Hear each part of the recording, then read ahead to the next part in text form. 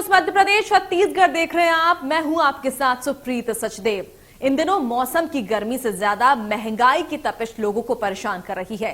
लगातार petrol diesel महंगा होने से रोजमर्रा के इस्तेमाल की हर चीज महंगी हो गई है। सरसों का तेल 200 रुपए प्रति लीटर जा पहुंचा है, तो वहीं किचन से जुड़ी हर चीज, खासतौर से सब्जी और फल के दाम आसमान छू रहे हैं। पिछले दिनों मध्य प्रदेश में टोल, बिजली, दूध, स्कूल फीस और कई तरह के कर भी बढ़ा दिए गए। सबसे ज्यादा महंगाई की बार उस मिडिल क्लास पर पड़ रही है जो टैक्स जमा करके देश के विकास में योगदान दे रहा है, लेकिन बदले में उनको महंगाई का दर्द मिल रहा है। हाल ही में एलपीजी के दाम भी बढ़ाए गए, जिससे किचन का जायका बिगड़ गया। पेट्रोल डीजल के भाव हर रोज आसमान छू रहे हैं। ऐसे में मिडिल क्लास फैमिली की उम्मीद अब सरकार से खत्म होती जा रही है।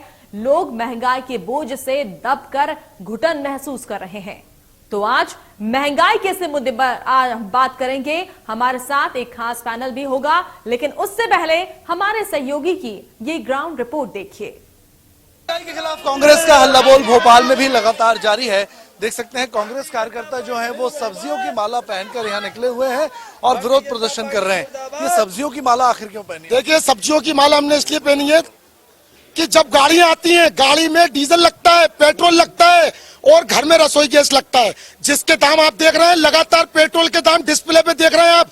आज 15 पैसे, कल 20 पैसे, 30 पैसे, ऐसे करके 12 बार इस महीने में 12 बार पेट्रोल के दाम बढ़ गए, डीजल के दाम बढ़ गए। कहीं ना कहीं ये इस पे ट्रांसपोर्टर में खर्चा पड़ता है और ये आम जनता के ऊपर जाके महंगी सब्जी बिक रही है। नींबू 200 रुपए किलो बिक रहा है, गाजर 50 रुपए किलो बिक रही है और कई प्रकार की सब्जी जो है महंगी बिक रही है। हम शिवराज सिंह चौहान और नरेंद्र मोदी से ये आह्वान करते हैं कि इस बढ़ती हुई महंगाई को अगर आपने लगाम नहीं लगाया तो कांग्रेस जोर शोर करके विरोध करेगी। तो कांग्रेस जोर शोर से विरोध करेगी। भोपाल में अगर बात करें तो लगातार कांग्रेस का जो धरना प्रदर्शन है वो इसी तरह चलता जा रहा है और कांग्रेस की मांग है कि जब तक महंगाई पर काबू नहीं पाया जाता, धरना प्रदर्शन और आंदोलन इसी तरह चलता रहेगा। पेट्रोल 120 रुपए के पार, डीजल 103 रुपए प्रति लीटर के पार, खाने का तेल महंगा हो गया है, रसोई गैस महंगी हो गई है, कमर्शियल सिलेंडर जो है वो महंगा हो गया है। आम इंसान की जेब पर सीधा सीधा महंगाई का जो असर है वो लगातार पड़ता जा रहा है। आम इंसान परेशान है। भाई पहले तो ये था कि हर दिन कुछ ना कुछ घर वालों के लिए लेके चले ही जाते थे। जब से मतलब हर चीज़ महंगी हो रही है तो आजकल मतलब मिठाई की दुकान की तरफ देखना बहुत दुश्वार हो गया है और मतलब हर चीज़ के लिए मार्केट में इतनी जद्दोजहद करना पड़ रहा है कि आम आदमी और जो दिहाड़ी मजदूर है वो तो बहुत ही ज़्यादा परेशान। क्या करते हैं आप? मैं ठेकेदारी करता हूँ। तो अब कमाई वमाई हो रही है? पहले ऐसी है कमाई होती है लेकिन बचत नहीं हो रही है, ऐसा कुछ है? हाँ, कमाई भी नहीं हो रही है और बचत भी नहीं हो रही है, क्योंकि जो सारी बचत है वो मजदूर पहले 150 रुपये में मिलते थे, अब लेडीज़ है अब 300 रुपये मिल रही हैं और जो आदमी थे वो 400 रुपये में मिल रहे हैं। तो परेशान है, चाहे ठेकेदार हो चाहे काम करने वाले हो। मिठाई कर रहे हैं, महंगाई बढ़ी है। 2300 रुपये का सिलेंडर आ रहा है और 12 रुपये में समोसा बेचना नहीं पुराता और रेट बढ़ाए तो ग्राहकी खराब होती है। लोग कंपटीशन बहुत ज़्यादा है। कोई बोलता है भी 8 रुपये में वहाँ मिल रहा है, कोई बोलता है 10 रुपये में वहाँ मिल रहा है। तो कब तक क्या ऐसे काम? दाम नहीं बढ़ा पा रहे, दाम नहीं बढ़ा रहे और महंगाई और लागत बढ़ती जा रही है। घर जेब से सीधे पैसे लगा रहे। दाम बढ़ाते हैं तो ग्राहक कहता है कि वहां पर इतने रुपए में सामग्री मिल रही है, आप भी इतने रुपए में दीजिए। तो लागत इनकी बढ़ती जा रही है, रेट ये भी नहीं बढ़ा पा रहे। महंगाई जो है वो चाहे आम इंसान हो, चाहे दुकानदार हो या कोई भी वर्ग हो, उसको परेशान किए हुए है।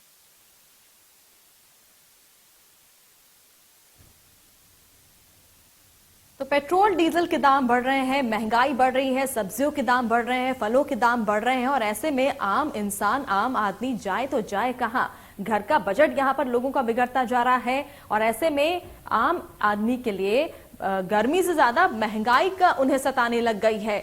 अगर बाजार में जब सब्जी खरीदने जाते हैं तो सब्जियों के दाम में जिस तरह से बढ़ोतरी देखी जा रही है, ऐसे में गृहिणियों की अगर बात करें, उनके लिए घर चलाना बेहद ही मुश्किल हो गया है, तो आम आदमी की जेब पर किस तरह से भार पड़ा है, उनके लिए अब कितनी मुश्किलें बढ़ गई हैं, ये महंगाई लगातार बढ़ती जा रही है और ऐसे में आम आदमी की जो उम्मीद है वो सरकारों से बढ़ गई है। लगातार जो है जिस तरह से दाम बढ़ते जा रहे हैं अलग अलग चीजों के, पेट्रोल, डीजल, सीएनजी, सब्जियां, फल, दूध, और ऐसे में जो है ऐसी कोई भी जो रोजमर्रा की जिंदगी में चीजें उपयोग होती हैं उनके अगर दाम इस तरह से आसमान छुएंगे तो आम आदमी कहां जाएगा, कैसे जिएगा।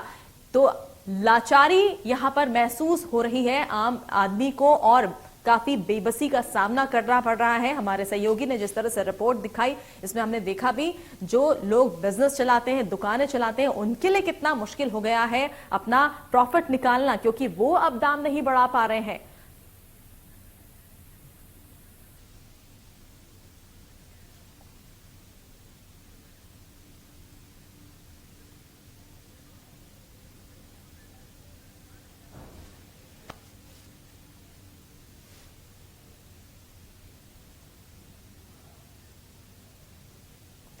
तो चलिए इस पर खास चर्चा करने के लिए हमारे साथ पैनल जुड़ने जा रहा है। हमारे साथ अर्थशास्त्री डॉक्टर तपेश चंद्र गुप्ता जुड़ रहे हैं, साथ ही गृहिणी हैं आकांक्षा दुबे, और साथ ही साथ हमारे साथ सामाजिक कार्यकर्ता स्वाति जोशी भी जुड़ने जा रही है। आप तीनों का बहुत बहुत स्वागत है। सबसे पहले डॉक्टर तपेश, मैं आपका रुख करना चाहूंगी, लगातार जो है दाम बढ़ते जा रहे हैं, पेट्रोल की बात कर ले, डीजल की बात करें, सीएनजी की बात करें, एक आम आदमी जो है पहले पेट्रोल खरीदता था, जब उसे लगा कि पेट्रोल महंगा हो गया तो डीजल की तरफ आ जाता है, फिर डीजल महंगा हो गया तो अब सीएनजी की तरफ आ जाता है, लेकिन शायद ही ऐसी कोई चीज है जिसके दाम ना बढ़े हो। आम आदमी, आम इंसान कैसे जिएगा? कि सबसे बड़ी बात तो यह है कि पेट्रोल और डीजल जो है उसके रेट सरकार के नियंत्रण में नहीं। अगर रेट बढ़ रहा है तो सरकार को कोशिश ये करना चाहिए था कि वह किसी भी रूप में उस पर नियंत्रण स्थापित करे। मतलब ये है कि वो अपने टैक्स के परसेंटेज को कम करे। दूसरा, अगर मूल्य में नियंत्रण स्थापित करना है तो प्रशासकीय पहलुओं की ओर ध्यान देना होगा। हमको प्रशासन की ओर ये देखना पड़ेगा कि हम जो जीएसटी की चोरी हो रही है, जो माल आ रहे हैं, उस पर नियंत्रण कैसे स्थापित करें।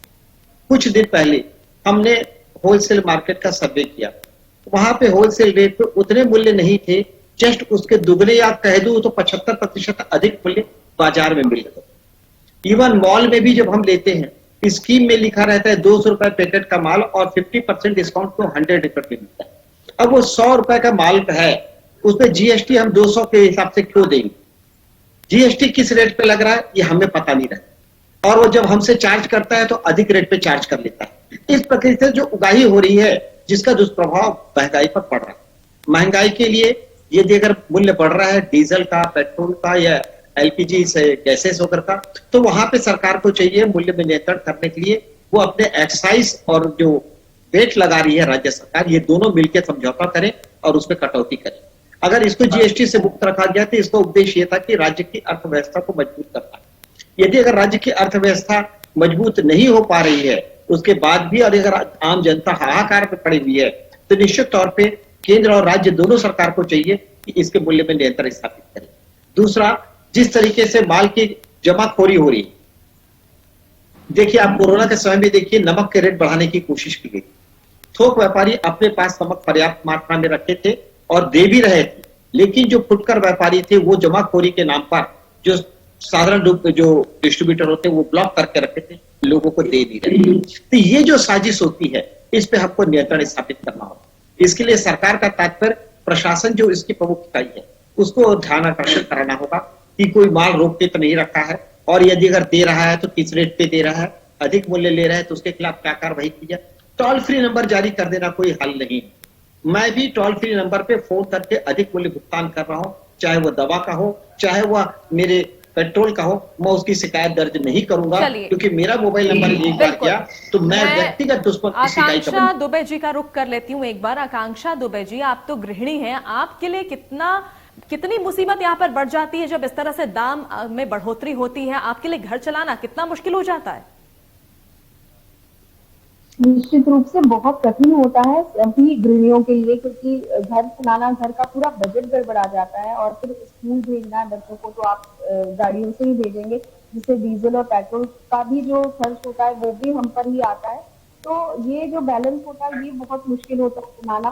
और खास तौर पर पेट्रोल के लिए जरूर कहूंगी कि विचार करना चाहिए राज्य सरकार और केंद्र सरकार को, क्योंकि जब भी पेट्रोल डीजल के दाम बढ़ते हैं खाद्य सामग्रियों के दाम अपने आप बढ़ जाते हैं, क्योंकि जो आयात होता है उसमें जो खर्चे बढ़ते हैं उसका असर भी हमारी रसोई पर ही पड़ता है, इसलिए हमारा पूरा बजट गड़बड़ा जाता है।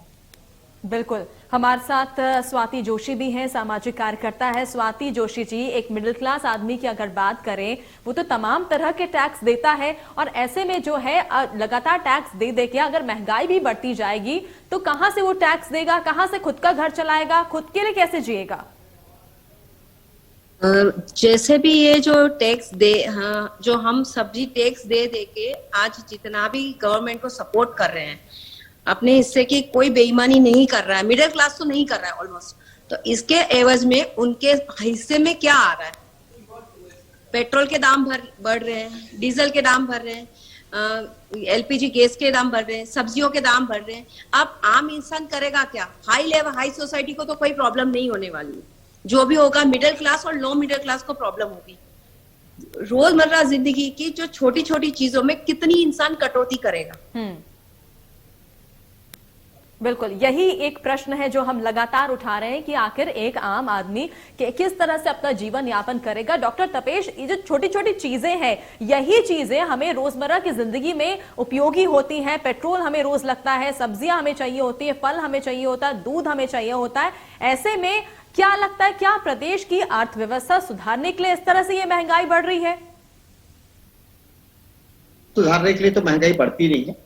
दूसरी बात यह है कि हमारे पूरे राष्ट्र स्तर पे जो चल रहा है वोट की राजनीति के लिए सब चीजों को मुफ्त में देने, इसका प्रत्यक्ष और अप्रत्यक्ष रूप से सीधा प्रभाव जो करारोपण प्रणाली पर पड़ा।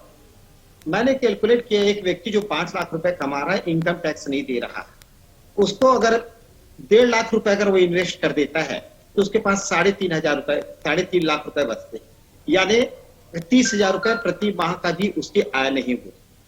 वह मध्यम वर्गीय परिवार है या निम्न मध्यम वर्गीय परिवार है, उसको कोई भी चीज मुफ्त में नहीं मिलनी है। ऐसी दशा में वो मकान का किराया भी देगा, उसके बाद वो पेट्रोल पे टैक्स भी देगा, सामान खरीदेगा उसमें भी टैक्स देगा, यानी 3.5 लाख रुपए का जो माल खरीद रहा है उसमें वो औसतन तौर पर 18% की दर से कर वो देता है। पेट्रोल डीजल ये सबको जोड़ के ले ले तो औसतन वो 18% की दर से कर देता है। अब ये बताइए, यदि अगर उससे 3.5 लाख पे 18% की दर से दे दिया तो उसका जीवन स्तर कहां से उठेगा?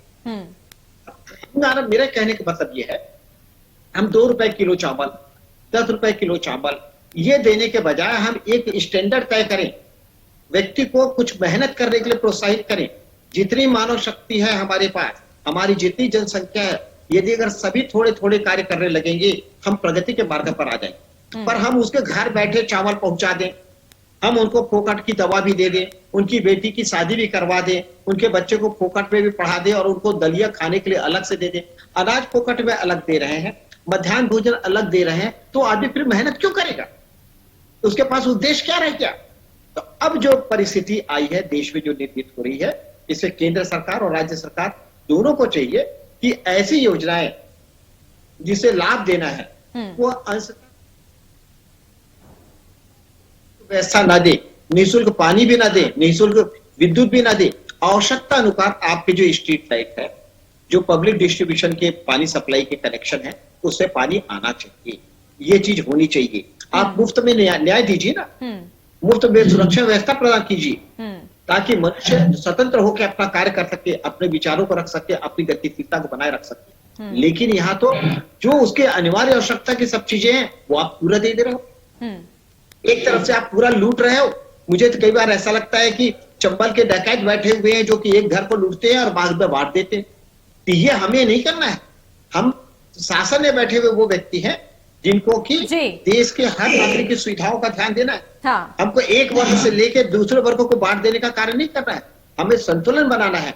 नीचे वाला व्यक्ति कुछ मेहनत करके ऊपर आए। गरीबी रेखा से नीचे वालों को जो सुविधाएं दे रहे हैं, आज तक उनका प्रतिशत कम नहीं हो पाया। आकांक्षा दुबे जी, आप किस तरह से संतुलन बनाती हैं? अगर सब्जियों के जैसे दाम बढ़ जाते हैं तो क्या ऐसा होता है घर पे कभी कि ये सब्जी नहीं ली जाती है, या अगर पेट्रोल के दाम बढ़ रहे हैं तो गाड़ी की जगह हम अगर 4 व्हीलर नहीं ले जाई जा रही तो 2 व्हीलर ले जाई जा रही, इस तरह के कुछ कैसे मैनेज करती हैं?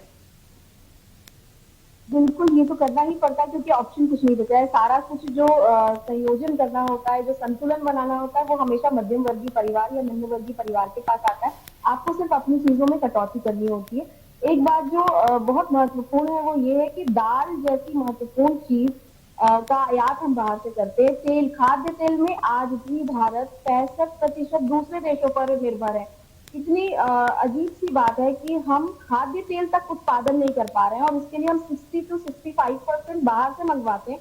अगर ये बात हमारे लोग, हम उस पर थोड़ा सा तेल पर भी नियंत्रण करें और थोड़ा सा संतुलन बना के रखें तो हम घर चला सकते हैं। लेकिन हर बार एक ही बात आती है कि हर बार जो संतुलन बनाना होता है, एडजस्टमेंट करना होता है, वो मध्यम वर्गीय या निम्न वर्गीय के हिस्से में ही आता है कि आप सभी चीजों में अपनी कटौती करते चले जाइए, आप अपनी सारी चीजों को मारते चले जाइए और एक पेट्रोलिंग कर लीजिए। आप कोई जा रहा है तो उसी के साथ चले जाइए, तभी हम तेलों, पेट्रोल और डीजल को भी बचा सकते हैं।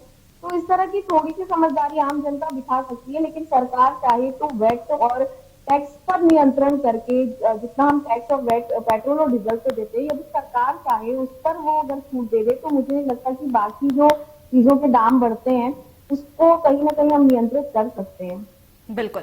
स्वाति जोशी, जिस तरह से सरकारें जो है तमाम वादे करती है चुनाव के दौरान अपनी जनता से, और ऐसे में जब महंगाई का ये दौर आता है और ऐसे में जनता अपनी सरकार से ही उम्मीद लगा के बैठती है, क्या लगता है कि ये उम्मीद लगाई जाए या नहीं? बिल्कुल लगाई जाए। एक्चुअली में मध्य प्रदेश में इतने ज्यादा खेत खलियान, इतनी सब्जियां उगाई जाती है जो हमको आसानी से सस्ती में मिल सकती है, लेकिन पता नहीं इन सब के रेट इतने ज्यादा बढ़ा के रखते हैं। और चलो मिडिल क्लास इतना कटौती करके भी अपना घर चला भी ले, लेकिन अगर टैक्स ऑलरेडी उनके सैलरी पे सर ने जैसे बताया ऑलरेडी वो टैक्स दे रहे हैं, 5 लाख पे 1.5 लाख ऑलरेडी टैक्स दे रहे हैं। और ये जो बता रहे हैं कि उसके पेट्रोल के दाम बढ़ गए हैं, हर चीज पे आप टैक्स दे रहे हो, दवाइयों पे जीएसटी लग रही है, सब जगह पे वो टैक्स देता जा रहा है, तो अपने लिए बचाएगा क्या इंसान? कब तक लड़ता रहेगा? गवर्नमेंट को कुछ तो करना पड़ेगा ना। जहां भी देखो अभी भी सब जगह पे स्ट्रीट लाइट की आज भी प्रॉब्लम है, रोड आज भी उखड़े हुए। जैसे ही कोई नेता आने वाला हो तब रोड अच्छी हो जाती है, देन कोई किसी को परवाह नहीं है, बाकी पानी बहता रहता है। जिम्मेदारी वाला कोई अपना रिस्पॉन्सिबल नहीं लेना चाहता। बिल्कुल, इन सारी चीजों पर ध्यान देना बहुत जरूरी है। फिजूल खर्च पे भी नियंत्रण रखना चाहिए। बिल्कुल, अनावश्यक सरकार जो खर्चा करती है पर्यटन वगैरह के लिए, एक अधिकारी को एक से अधिक गाड़ी की आवश्यकता क्यों होनी चाहिए? एक अधिकारी को एक प्यून और एक उसके स्टेनोटाइपिस्ट के अतिरिक्त बाकी लोगों की आवश्यकता क्यों होनी चाहिए? इन चीजों पे नियंत्रण स्थापित करें ना। जो फिजूल के खर्चे हैं, जबरन एसी फर्स्ट, आप इकोनॉमिक क्लास में भी फ्लाइट पे जा सकते हैं, पर आप फर्स्ट क्लास पे जाते हैं, आप उसको कहीं बंदिश लगाइए। महंगाई बढ़ रही है, आप नियंत्रण करने की कोशिश कर रहे हैं, राजनेता अपने भत्ते में कटौती करें, जबकि वो इनकम टैक्स भी नहीं देते हैं, उनका राष्ट्रीय स्तर पर ये टैक्स में कोई योगदान नहीं होता है, तो वो अपनी सुविधाओं में कटौती क्यों नहीं करते? तो ये जब हम कटौती करेंगे तो कर का भार कम होगा, और कम का भार कम होगा तो हम उनको किसी प्रकार के लाभ देकर हम उनके महंगाई को कम कर सकते हैं। अब आज के समय में हर जनप्रतिनिधि के विरुद्ध आम जनता होते चली जा रही है, क्योंकि वो सबसे ज्यादा सुविधा लेते हैं। अधिकारी के विरुद्ध होते चले जा रहा है। तो प्रजातंत्र की 3 इकाइयां हैं। एक तो आपके संसदीय प्रणाली के लोग हो गए, विधायक, सांसद, दूसरा प्रशासकीय अधिकारी आ गए, और तीसरे नंबर पे न्यायपालिका। न्यायपालिका पे कोई उंगली नहीं उठा रहा। ये दोनों प्रशासन तंत्र और ये जनप्रतिनिधियों, इन पे ये लोग उंगली उठा रहे हैं, तो ये बहुत खराब स्थिति पैदा होगी। बिल्कुल, और इस स्थिति को कंट्रोल करना काफी ज्यादा जरूरत है और इसको देखना काफी ज्यादा जरूरत है। बहुत शुक्रिया आप तीनों का हमारे साथ जुड़ने के लिए। तो महंगाई की जो मार है आम जनता पर पड़ती हुई दिख रही है। उम्मीद करते हैं कि जल्द से जल्द इस महंगाई को लेकर क्या किस तरह से आगे एक्शन लिए जाते हैं, ये आगे देखना होगा। फिलहाल खास पेशकश में इतना ही। नमस्कार।